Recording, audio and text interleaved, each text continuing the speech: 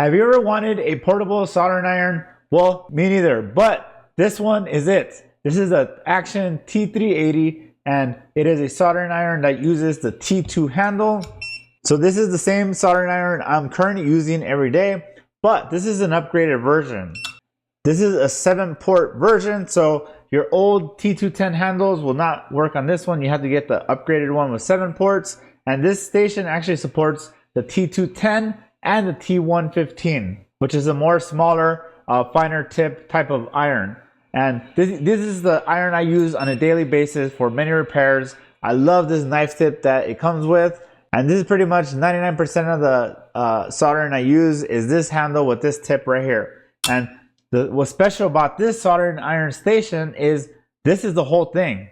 The display is right here, the settings, the buttons, the tip remover and installer, the tip holder. So if you want to have multiple tips, you can charge it via USB-C back here. It actually charges at 15 volts and like 3 amps. So it charges really fast.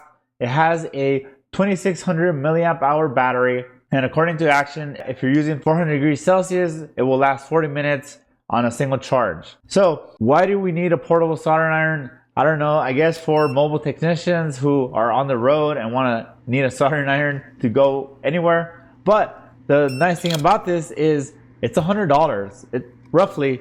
And if you go on AliExpress right now and look for Aixun T380, you'll see it shipped for about $100. Now, you can use it plugged in permanently. It does come with a charger. This is a 96 watt USB-C charging brick, and it looks a lot like a MacBook charger. And it comes with a really high quality USB-C cable. So you could technically remove the battery and use it constant power. But if you want to declutter your bench, I guess this is another option. There's literally nothing else plugged in. The battery is back here, and this is the whole thing. So we're gonna test this out, see if it's any good, see if you should buy it, and let's go ahead and get started. So let's take a closer look at the unit itself.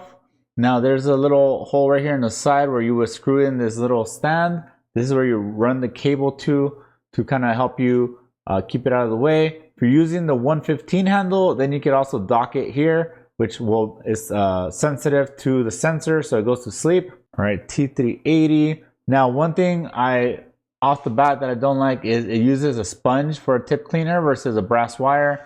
This is not ideal because you have to keep wetting it, and you know that's kind of a pain. Whereas the brass wire, it just always works. Now I do want to apologize about my voice. I'm coming off from a cold, so yeah, I'm gonna sound a little rough. This thing is adjustable, so you could you know, whatever angle you like your iron to be at. I personally like it a little higher up like that. And then this is touch sensitive for the iron to go to sleep. Now here's the screen, right? So there's basically 3 buttons.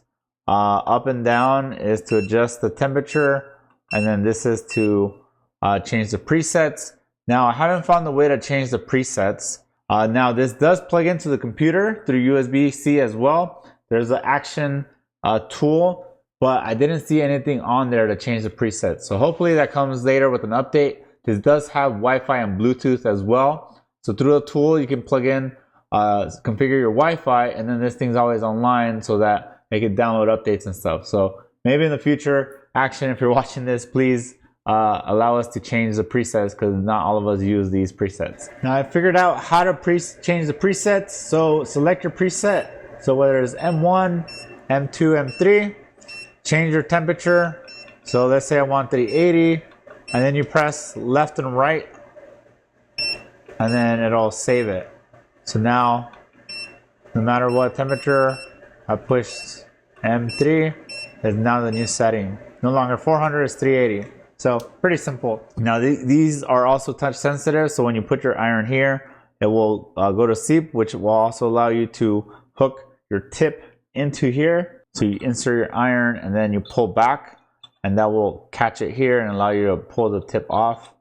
And then when you want to put it on, you can use this to like put pressure without damaging the tip. So depending on which tip you have, you might use different these holes to allow you to press it in. For example, so what I like to do is grab my handle, how I'm going to hold it normally, manually insert tip partially, and then I've used this to push it all the way through.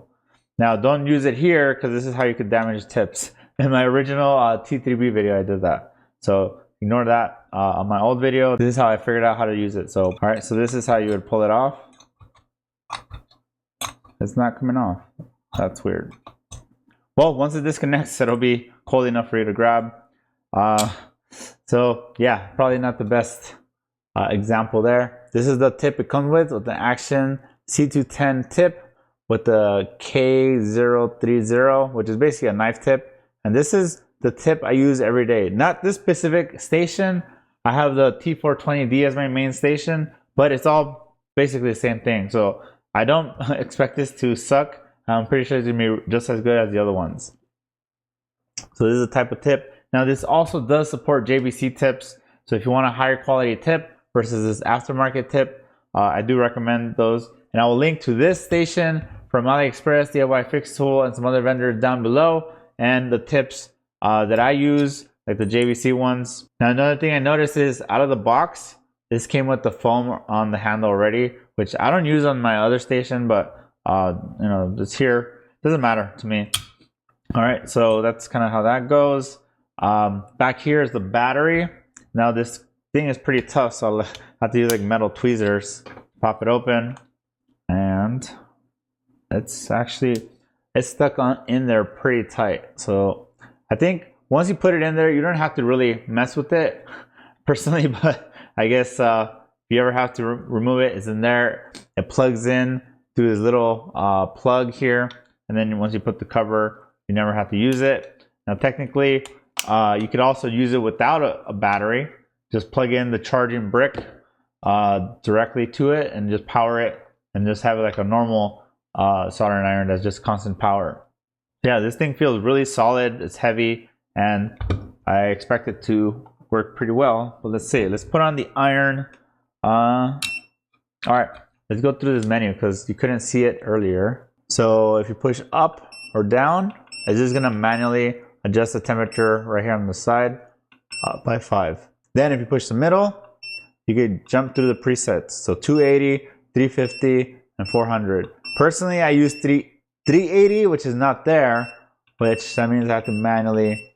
But once I set it there, it should always stay at 380. So it's at 23 degrees Celsius. So I pick it up, 380 right away.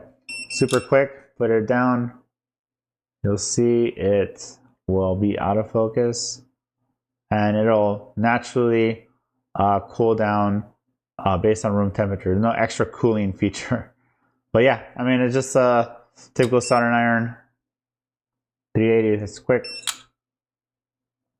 Now, if you want to access the menu, you hold this one, and then it tells you down, yes, back. So use weights, and then you can push down, down. Ignore the little icons, right? You can change your language, your sound. Do you hate that beep? You can turn it off. Unit, Celsius or Fahrenheit. I keep it on Celsius. Reset, I guess just reset those settings. You can set a time, system info, and that's about it. Then you can push this third one to go back. Now, if you want to shut this off, you press and hold this for a long time. You just keep holding, and then you click yes. Oh, no, you click the middle one. That's off. If you want to charge it, plug it in, and look at that, 15 volts, 1.8 amps, totaling 27 watts.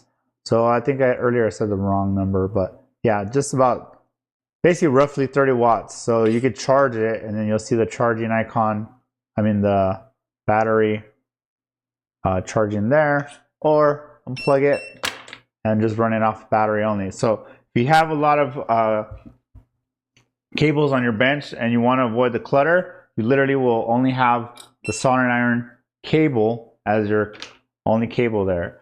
So, and then with the little metal stand, you hook your cable there, and now it kind of holds it up, so when you're working, it kind of doesn't get in your way. So imagine on there, you put it back, versus if you just have it not on there, then it's kind of like all over the place. It's like sliding around, bumping stuff. So that does help with decluttering your bench. All right, so yeah, that's pretty much it. And let me show you how to use the sponge if you never used it. Now they do sell the brass wire, like a separate little stand you could use for brass wire. That's personally I like that because you can just stab it and then that's it. But if you don't like the sponge, you can just get a separate thing. So I'll link to the one I use. I actually have a few different ones, so I'll link that down below. But here's basically how it works. If you got solder, add it to your iron. Right, you're doing your soldering. Now it's time to put your iron away. You want to just wipe your tip, and then now it's clean. All right, so do it again. Add solder. So as your tip gets all black and nasty, make sure you clean it regularly.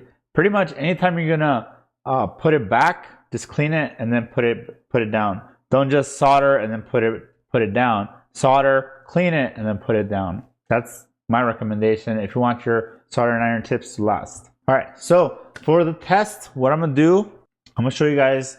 This is one of the key reasons why I switched from Hackle to the Aixun to the T210 with knife tips, is how good it cleans underfill.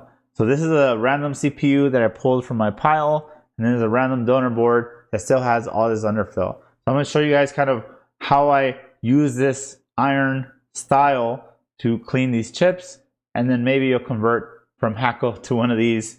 Even if it's not this specific one, the other Aixun ones are great too. So let's take a look. All right, so let's see how well this 80 watts soldering iron will do with cleaning up all this solder. This is like a really old donor board, so don't judge how it looks. The point is, if it can clean this, they can pretty much do anything. This is like one of the more tougher jobs. Is a Samsung S22 Ultra CPU. So I'm first adding a bunch of flux. This is the Edgar flux from Woozip. All right, so here we go. We're at 380. This is low melt 138 solder. So let's go. Can we melt the solder on all the pads? Now, one thing I don't like is a brand new soldering iron tip. They always feel a little way too rough. So let's see. I don't see any rip pads or scratches on the board. So let's see how it looks after this initial cleanup. Now this is a cold board. This is room temperature, so keep that in mind as well. And by the way, the iron right now is also running off the battery. It's actually half, it's not fully charged. So let's see what happens. Is it going to die on us, or do I have to plug in the charger? All right. So we'll also try some wicking as well to see how that works. Now, let's see. I'm make sure I get every pad.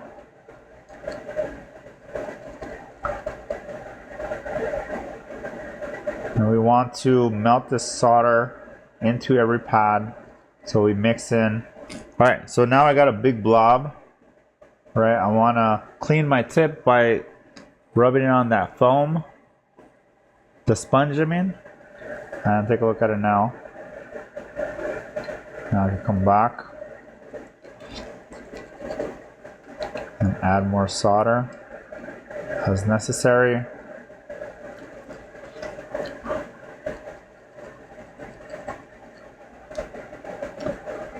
So I think this is doing just as good as my other iron, which is a T420D. Now I don't know how many watts that one is, but I'm assuming it's either the same or higher than this one. This one's 80 watts. Alright, so now clean the tip, and I'm gonna put in the stand.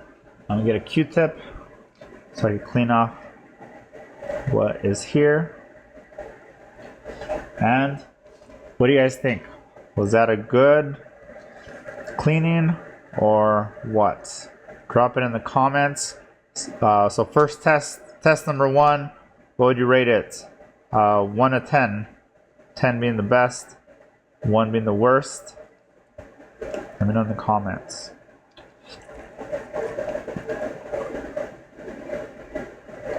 Now there is some kind of exposed things. So now let's try to wick this. I think I did get solder on all the pads. So we should have low melts all over.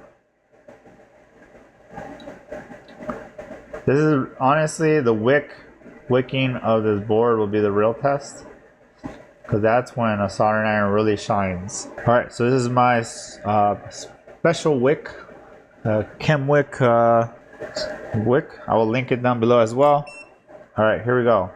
I'm just start in the middle, press the iron. Look at the sizzling on that wick. That's a good sign. Now, is it gonna pick up the solder?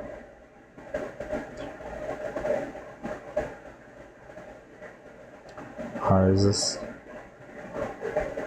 Now I'm looking at the screen of the iron. Now I don't have a good way to show you the screen at the same time, but I see the power is only at like 12%.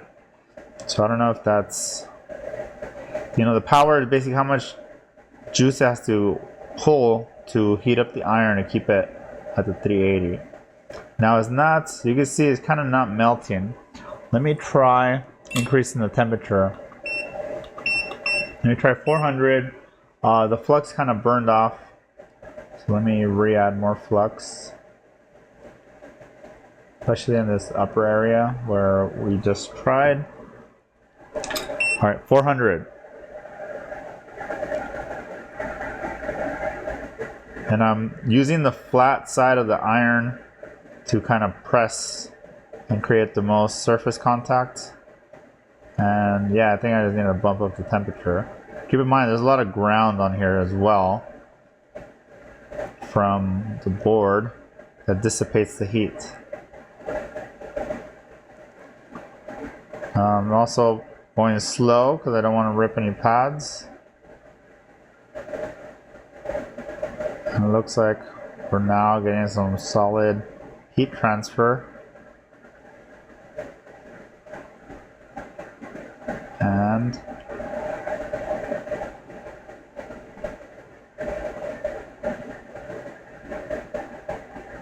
I would say it's performing just as good as the other one. Now let me clean the tip, put it down, cut off some of that saturated flux, or not flux, wick, and then start with the fresher piece.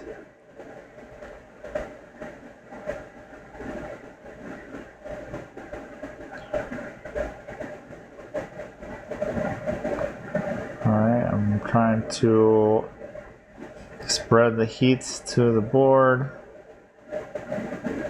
and it's not working. Although I'll be honest, I struggle with the same thing on my other iron. This is like the toughest part of this job, is wicking these boards. Sometimes I just give up and use hot air, but that also comes with its own risk. Now this one, you can also risk ripping pads. Trying to get that corner over here. Yeah, we got it. All right, here we go. We're back in action. It does take a little bit because the iron itself has to heat the whole board as well. You know what I mean? So sometimes you gotta wait, let the heat spread, let the board get hot. Bet you if I touch the board right now, it's gonna feel like extra hot. Rotate this. And look at that.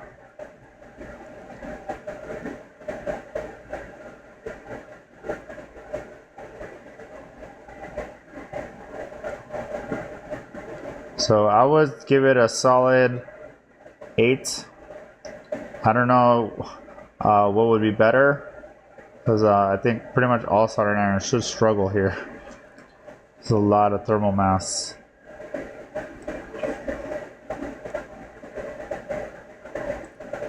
Oops, I picked up a component.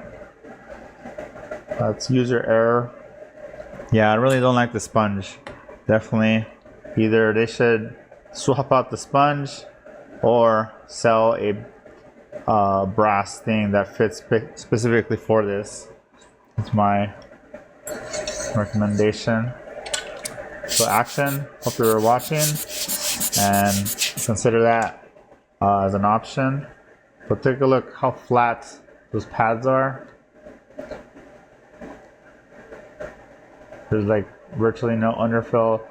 Whatever underfill is there, you can just clean off with your hot air and with your pick or your knife blade. So yeah, I would say this was pretty good. Now let's test a chip. So I don't even know what CPU this is. Let's take a look. This is a Qualcomm 8350. I believe that's S21. Qualcomm SM8350. Yeah, that's S21 because I know 23 is 8550. 822. I mean S22 would be 8450. Right, so basically it's a 100 point difference each one. Alright, that's good enough, I would say. So same thing, when prepping these, I like to use low melt 183. I'll just leave it at 400. I don't see why to change it. Pull it out.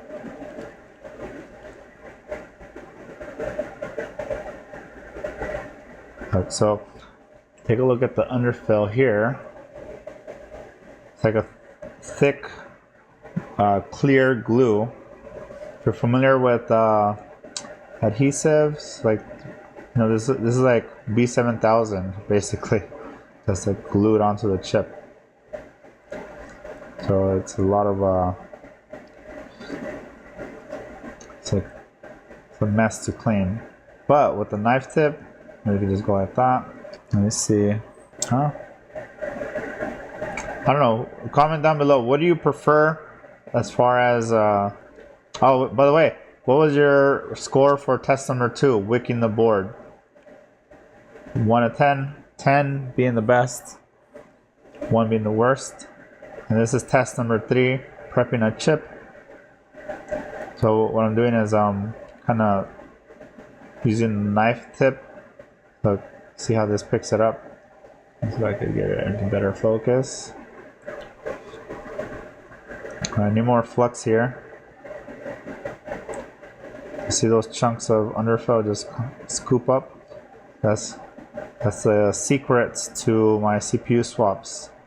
This knife tip cleans up these chips super fast. Alright, so test number 3 is this one, cleaning the underfill off a CPU. I would say that was, I mean,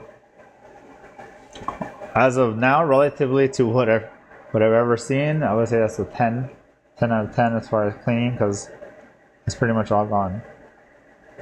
Alright. No scratches on the board, on the chip. On the surface, there's no scratches. All the underfill is gone. And remember, this is a $100 soldering iron. Virtually, I mean, there might be some variation on the pricing, but it's basically, when I checked AliExpress, it was like $98 free shipping. Who knows how long it's going to take for you to get it from China, and who knows what US sellers are going to sell it for if they end up selling it. Right now, I only know the T3B is for sale in the US and the T420D, which are in the 150 and like 250, 350 range. Alright, this is the final test. Test number 4, wicking an IC. I think that's solid. I mean, I don't see how you can get any better. As far as soldering iron, I mean, some of it is technique. If you suck at soldering, then I don't know if this iron is going to really help. Okay, so let's clean this up. Alright, so I've cleaned up pretty much the whole chip. Now I think I was a little too rough. Right here you can see some surface scratches, but I think that for sure was me. I was being a little rough, but I've never had issues with surface level scratches like that. This is like I said, the surface level cosmetic is not like damaging the chip. So yeah, what do you guys think? Test number 4. Let me know down below in the comments. All right, so this is what the tip looks like now. It is kind of burnt. There's a lot of stuff on there. So let me wipe it down a little more.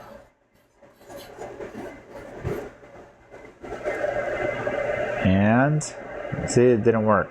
It's still kind of black, but that, I mean, to be fair, that's the outside of the actual tip, not the actual soldering part. So let me try real quick on my brass wire, basically my other iron. So the way I do this is I'll add some solder and then I'll stab it in the brass wire, because stabbing it in will actually scrape. So let's go under the microscope, and I cleaned it way better. There's like a lot less black stuff all over it. So I would say the sponge does not work that well, so you will have to buy a separate actually I think it might have dried out. I don't know, maybe you guys let me know in the comments if I'm doing the sponge thing wrong. It's way too complex for me, but the soldering part is solid.